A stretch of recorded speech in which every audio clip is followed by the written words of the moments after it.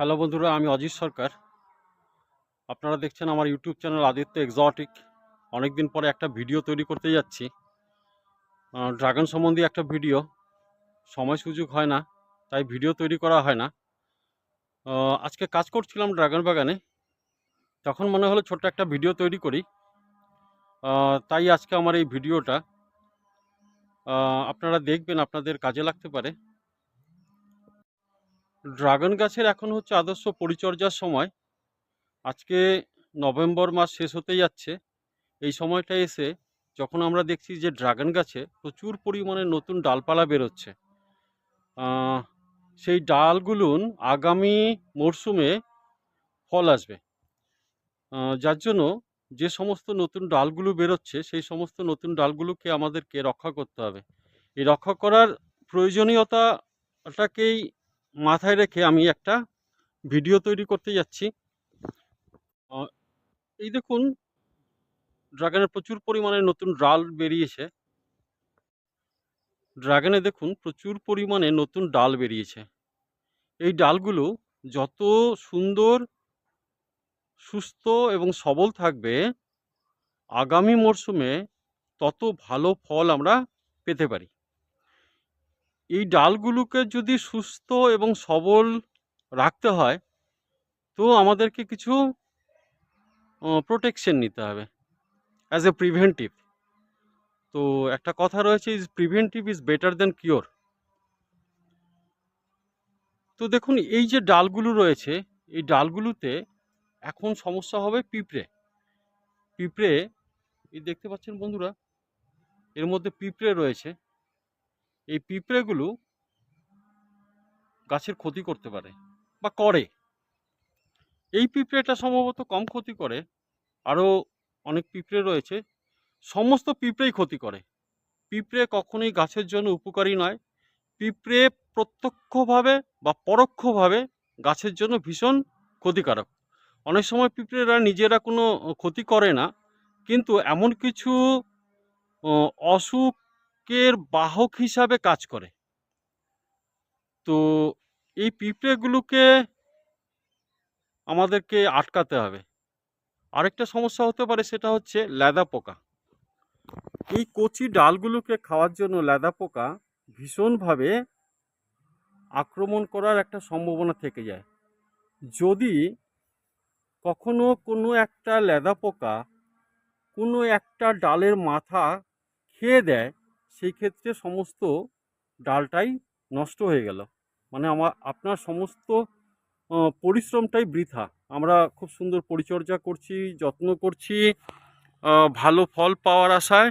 সেই ক্ষেত্রে যদি ভালো পরিচর্যাটা ছোট্ট একটা ভুলের জন্য নষ্ট হয়ে যায়, সেই ক্ষেত্রে আমাদের অনেক লস হয়ে যাবে। যার জন্য যে সমস্ত নতুন শুটসগুলো বেরিয়েছে, নতুন ডালপালাগুলো বেরিয়েছে, সেই ডালপালাগুলোকে আমাদেরকে রক্ষা করতে হবে। প্রচুর ডাল বেরোচ্ছে। লেদা পোকা এবং পিঁপড়ে, এই দুটো এই মুহূর্তে রক্ষা করতে হবে। এই লেদা পোকা এবং পিঁপড়েগুলোকে আটকানোর জন্য কিছু মেডিসিন প্রোভাইড করতে হবে। আমি অর্গানিক কী করি, সেই ক্ষেত্রে এইখানে কিছু ইনসেকটিসাইড ব্যবহার করতে হবে। এই ইনসেকটিসাইডটা অর্গানিক্যালি করাটা একটু কঠিন। সেই ক্ষেত্রে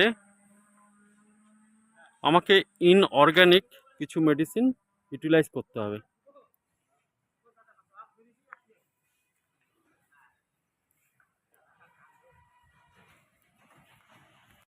গাছে পিঁপড়ে আসবে, একটা রস থাকে গাছের মধ্যে, একটু মিষ্টি জাতীয় রস। সেই রসটাকে খাওয়ার জন্য পিঁপড়েরা গাছে আসে এবং সেই রসটাকে খায়। খেতে খেতে গাছটাকেও খেতে থাকে, তখন গাছটা নষ্ট হয়ে যায়। তো পিঁপড়েকে কন্ট্রোল করার জন্য আমাদের একটা মেডিসিন ব্যবহার করতে হবে, এবং লেদা পোকাকে কন্ট্রোল করার জন্য আমাদের একটা মেডিসিন ব্যবহার করতে হবে। আমি আপনাদেরকে দেখাচ্ছি আমি কি মেডিসিনটা ব্যবহার করব এবং কিভাবে করব। তার আগে বলে রাখি, লেদা পোকা বিশেষ করে রাতের বেলায় গাছকে খায়। গাছের কচি ডালগুলোকে লেদা পোকা রাতের দিকে খায়। ওরা সারাদিন কোথায় লুকিয়ে থাকে, বিশেষ করে গাছের নিচে যে সমস্ত জায়গাটা আমরা মালচিং করে রাখি সেই জায়গাতে লেদা পোকা দিনের বেলা লুকিয়ে থাকে, রাতের বেলা উপরে উঠে গাছের কচি ডালগুলোকে খেয়ে নেয়।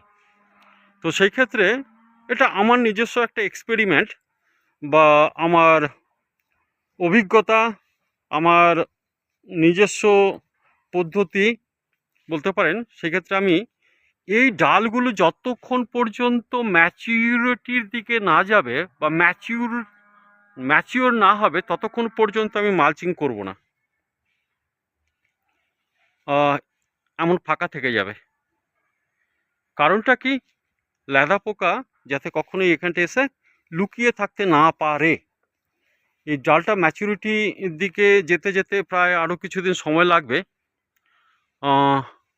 তারপরেও লেদা পোকা আসবে না এমন কোনো গ্যারান্টি নেই। লেদা পোকা তারপরেও আসতেই পারে, যার জন্য আমাকে লেদা পোকার জন্য কিছুটা প্রোটেকশন নিতে হবে।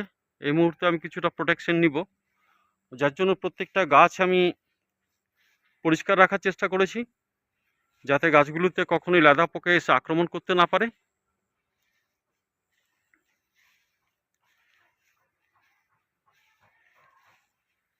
লেদা পোকা অনেক সময় গাছের ডালের ভিতরে লুকিয়ে থাকে। যে সমস্ত ঠান্ডা অন্ধকার স্যাঁতস্যাঁতে জায়গাগুলো রয়েছে সেই সমস্ত জায়গাতে লেদা পোকাগুলো লুকিয়ে থাকে। আর এই সময় পিঁপড়ে ভীষণ অত্যাচার, প্রচুর পরিমাণে পিঁপড়ে। এই পিঁপড়েগুলোকে প্রোটেকশন তো করতেই হবে। তো আমি একটা মেডিসিন ব্যবহার করতে যাব, একটা ডুয়েল মেডিসিন।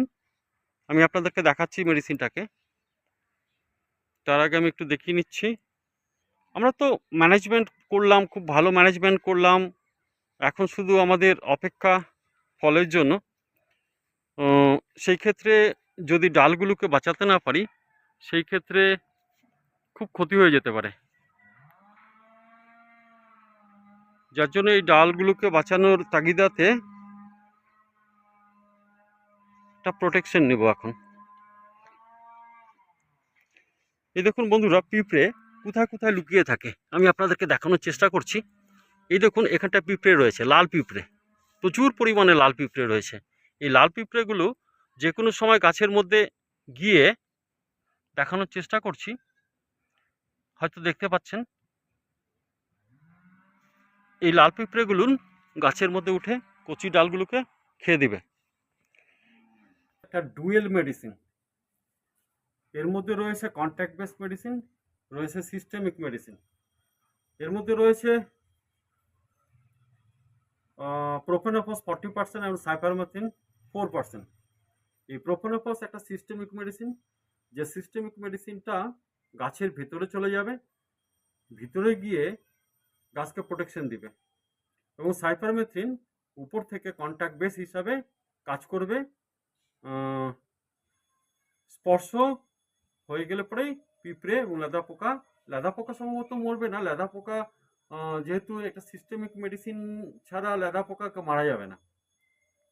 লেদা পোকা যদি কখনো গাছকে খায় সেই ক্ষেত্রেই লেদা পোকাটা মারা যেতে পারে।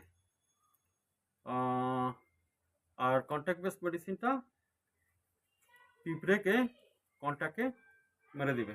এটাকে আমি এক ট্যাঙ্কিতে 1.5 ml করে পার লিটার হিসাবে ব্যবহার করব। কেটে দাও।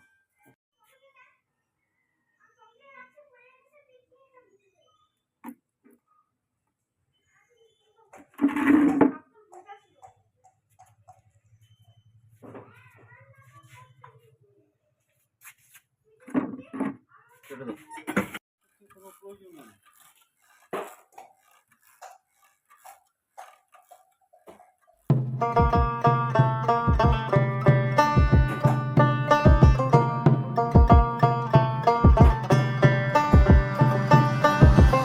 दिल तो तेरा बागी है, बेफिक्री का आदी है, तू तो पिघला सोना है, तेरे को क्या होना है, परिंदों का साथी है, किस्मत भी राजी है, तू तो पिघला सोना है, होता है जो होना है।